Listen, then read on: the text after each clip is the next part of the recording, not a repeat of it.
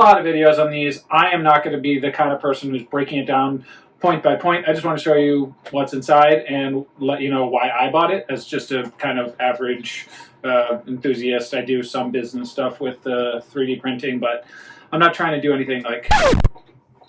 Hey everyone, welcome to my incredibly messy little workshop here. We have our 3D printing here, we have our cutting here, lots of stuff going on, our laser cutting, and we don't have that much room, so I'm doing the unboxing right here. Excuse the mess, it's pretty crazy. But anyway, this is the Flashforge Adventure 5M. And there's a Pro version of this as well, but I ended up going with this one. The Pro version has an enclosure so that you can use filaments that need a certain environment in order to print. I ended up just going with this. Later, maybe I can add the enclosure or do a DIY one. But what we've been working with until now is one of these, Ender 3 style. It's a Voxelab Aquila. I think it's an X1, S2 or X1, something like that. Anyway, it looks exactly like the Ender 3, and I was getting a little tired of dealing with all the leveling and a few other things, so I was like, let's get something slightly more expensive, slightly sturdier, and I was looking for the $300 to $400 range.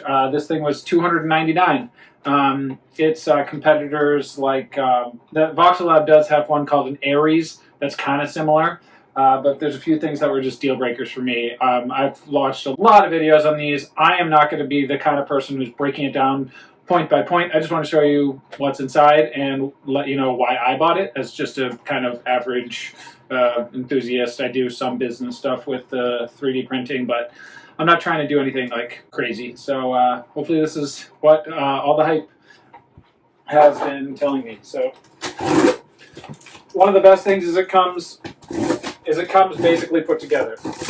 The Voxelab ones, you have to spend quite a long time putting it together. These ones are basically plug and play. Drag and drop printer is what a lot of people call it.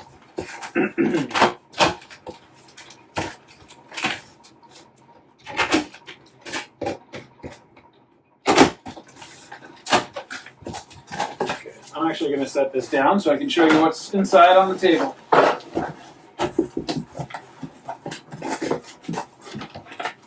First thing is all the literature, instructions and stuff, and it seems like you can basically just pull this thing right out. There's some styrofoam, obviously it's protected during shipping. Looks like I can just take this right out of the box.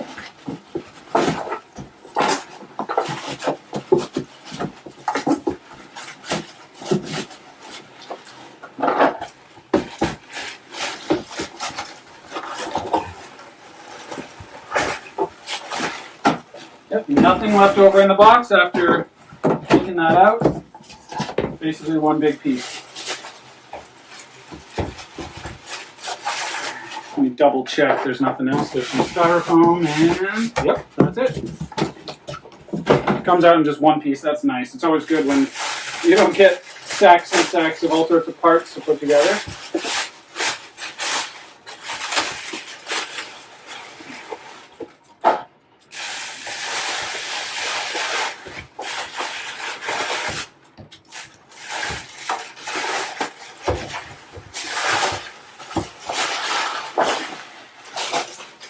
First impression already is that it's super sturdy and compact. This thing, sturdy. The S2 right here. I kind of took it apart a little bit, so it's kind of messy right now. But I was having a lot of problems with it that I hopefully won't have with this. And the biggest con, we'll find out later, is apparently how loud it is. But they recently came up with an update to turn off the loudest fan when it's idle. So hopefully it's not loud anymore at that point. Let's see, we got some sample filament, which I seem to never use, but maybe I should for a benchy or something. The screen, power cable, some more styrofoam. Let's see. Oh, I heard that the screen is kind of like there's this tiny little ribbon you have to use to get it on, so be careful when you're putting that on.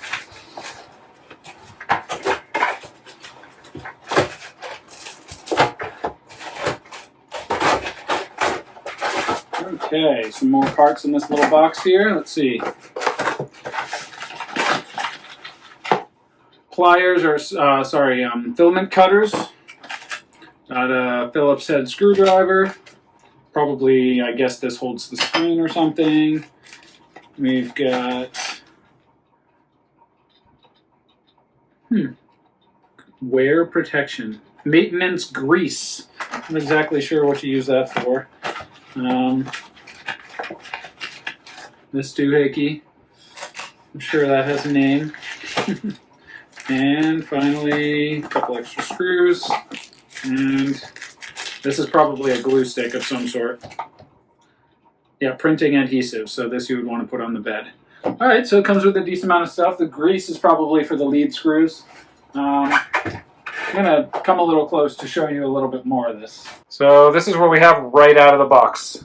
Basically looks like it's ready to go. This thing, it takes forever. So we've got the PTFE tube here. We've got, I think the filament spool is going to go on the back, which is another complaint people have. And basically all I have to do is connect the screen, I believe the filament spool, and that's about it. So super sturdy, comes with all those tools and some extra filament.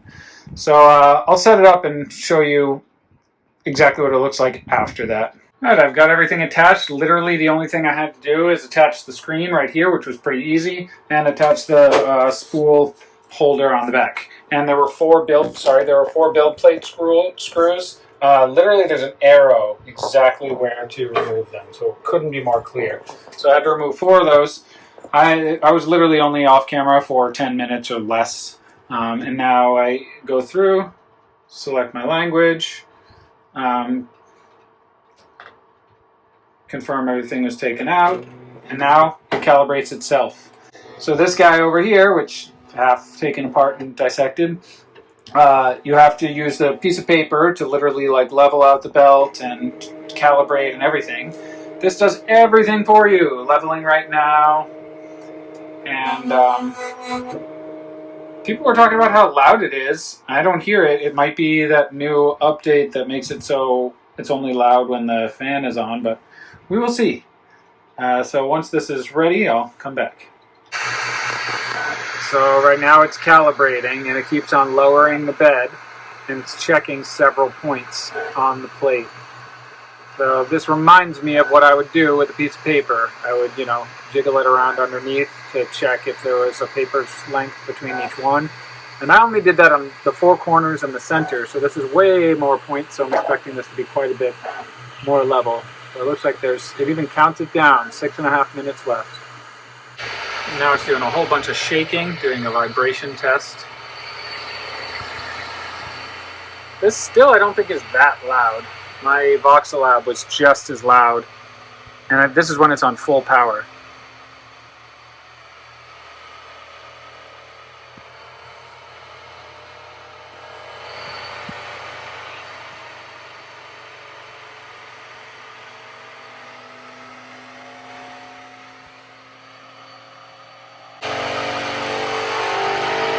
Wow, it really gets going with that vibrate.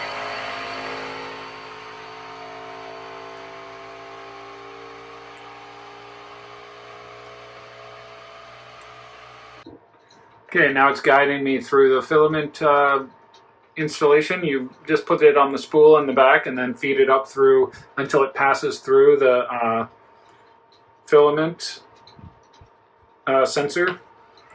Told me to load. Hopefully it'll figure out that I did. Now it's going to heat up and hopefully load it up without any problems at all.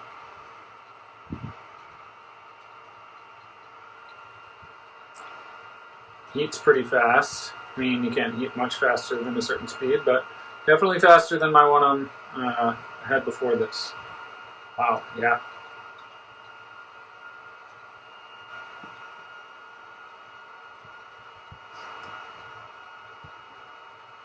And the Aquila always stopped for like 10 full seconds at 220. Let's see.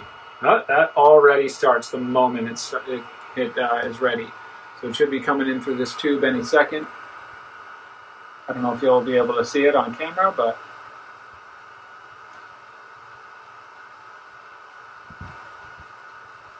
not quite black. I'm using the one that it came with. It's some sort of other, like, shiny stuff. I'm feeling it's moving. Oh, we already got some coming out here. But is that extruding properly? Well, we'll find out when we make a benchy. Looks like it has a 0.4 millimeter nozzle, and the cool thing about this is you can literally just unscrew that and put it in a different size. Alright, please clean the filament cap on the nozzle. Okay, cleaned it off. Oh, and it already just prints you a benchy right away. There's no, just goes, just a cube, that's all. Usually it's some sort of cool shape or a way to demonstrate the abilities of the machine with various angles and stuff, but oh well. We'll see how the benchy turns out. So it's been sitting at 0%. It's at 220 degrees and 50 degrees for the bed, but it hasn't gone anywhere yet. There is some filament coming out of the tube. I hope I don't already have something wrong out of the box. Let's see. Okay, it turns out my filament was caught on the spool. That's one of the problems with having it on the back. I really like having it on the side where you can see it moving. But anyway, I finally got it to actually heat properly by basically taking the filament off the spool and letting it just go naturally. But this is also cool because I found some other benchies that it comes with. A touch pen, a boat, a concave dodecahedron, a desk organization clip, an ice cream cone, a keychain, and a mobile phone holder. I'm going to do the boat because it demonstrates the capabilities of the machine the best. Alright, and we go, I think this means print. I'm going to say yes to leveling. No to leveling first because we just did that. Alright, boat ready, and it says it's about to start printing. Let's see. This is also cool because instead of going, instead of the head actually coming down and being the thing that prints and slowly moves up, the bed actually comes down, which I think makes it easier to keep it level. Because all that extruder does is go back and forth. So it only has 2 axes to travel on, whereas the bed has 3 and leveling. So I kind of like it like this. Okay, so this time it says printing, and hopefully it actually goes. Last time it said printing and it just sat there. It didn't tell me that there was something going on with the filament. Let's see. It is coming out this time, I think. Yep. Last time this didn't even happen. So, and apparently it purges and does a test strip on a random place on the bed. It doesn't always go to the exact same spot. Apparently that can wear out your bed if it's on the same spot every time. So that's kind of cool.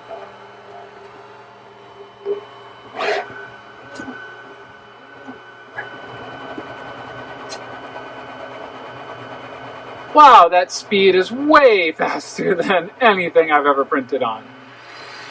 Oh my God! People have said that they've had to turn it down, the speed, because the magnet that holds the fan onto the printer is not even able to keep up. So sometimes that magnet will fly off and you'll be left without a fan if you have it on top speeds. So some people even have to slow it down, which is kind of ironic considering it's advertises itself as a very fast machine. Alright, I'm going to let it do its thing. It's only a minute long for this whole entire boat benching.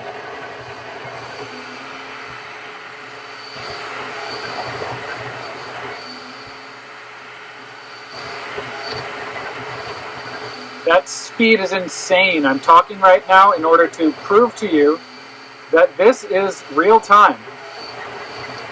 Wow! This is like at least 10 times as fast as an Ender 3 style model. And it's only like $150 more. Right now the Ender 3 is $150, this is $300. Like, if you're just getting into 3D printing and you don't want to sit there for hours for your prints, holy moly. Okay, it just went up from 1 minute to 2 minutes, so I don't really know how much we can rely on that timer, but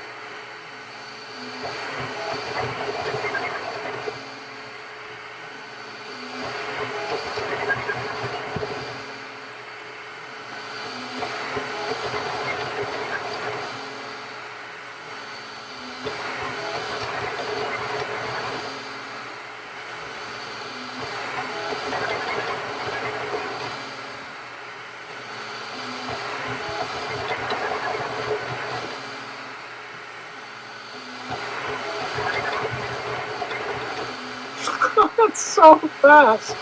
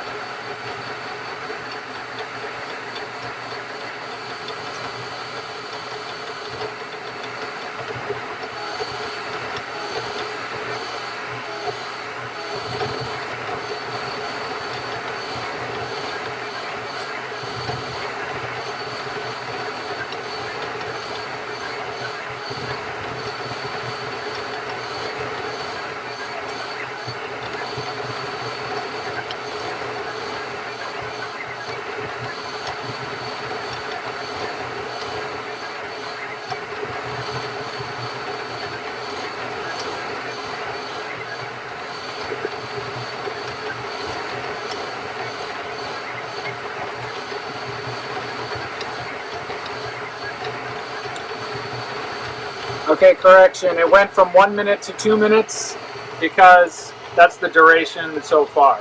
It is 20% done.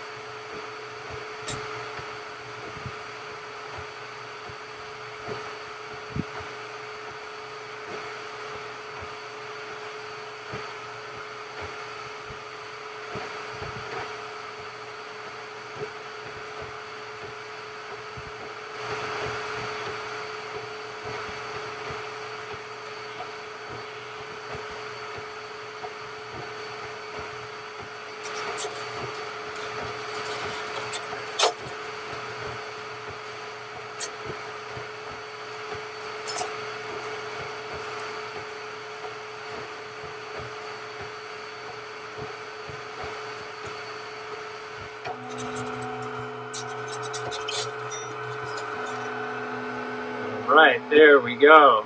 Wait till it to say 100%. And came right off. Look at that. I picked this thing up from the box and took it out. Did nothing but put on the screen and plugged it in and put some PLA in, and it went perfect. No leveling, no messing with settings. Everything ready to go. Holy moly, look at this benchy. No ghosting or whatever they call it. No imperfect, like, wow. And the speed. I'm going to have to do a couple other benchies, the other stuff they come with, to show you. And I'll try to do a better time lapse. So another big con for this machine is that, for some people, is that you have to use their slicer if you want to use it on Wi-Fi. I don't really care because I'm so used to putting stuff on a USB, and if you just throw all the things you normally print onto this USB and put it in there, it'll save it and all the settings are there. I don't think it's that inconvenient. Or just use their slicer. It's not that bad. It's not as good as Cura or other programs that you might be used to, but it's a basic slicer and it'll work. It'll do the job if you want to use Wi-Fi. But a lot of people really, really don't like that. Even though it's using Clipper, it's still giving us a hard time. I don't know why Flashforge doesn't make it open source. Maybe they will eventually. So another thing to note is just hanging the filament on the back does not really work. You do need to spool it somehow. I have it kind of in a weird configuration to sort of work. Anyway, let's print a couple more benchies. I want to do the concave dodecahedron just because I want to see how it does the support system, because this one I think will probably have to have supports. So let's see.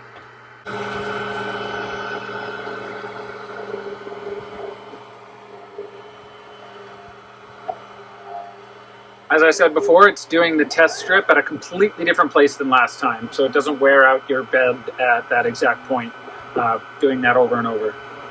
Really, really great idea. And here we go. This is the slow part. It's just doing the base, and then I'm going to stop talking and then just let you watch.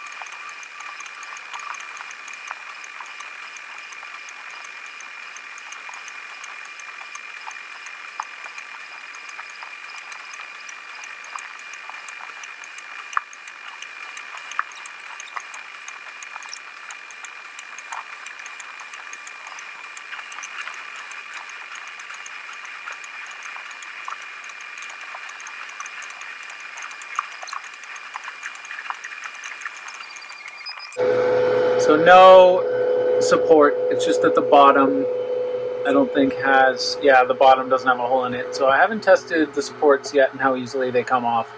Hopefully I'll do that in a future video, but holy moly. That took 34 minutes. Huh. Flawless. I am Olena. This is Isaac. And we are the TravelBugBite. We met in Prague, Czech Republic. Lived in Shanghai, China. New York and Rhode Island, USA. And now we live in Hawaii.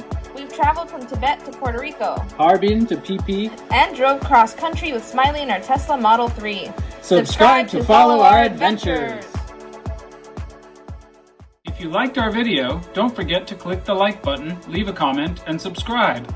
Check out our videos from all around the world and let us know what you'd like to see next. Thanks for watching!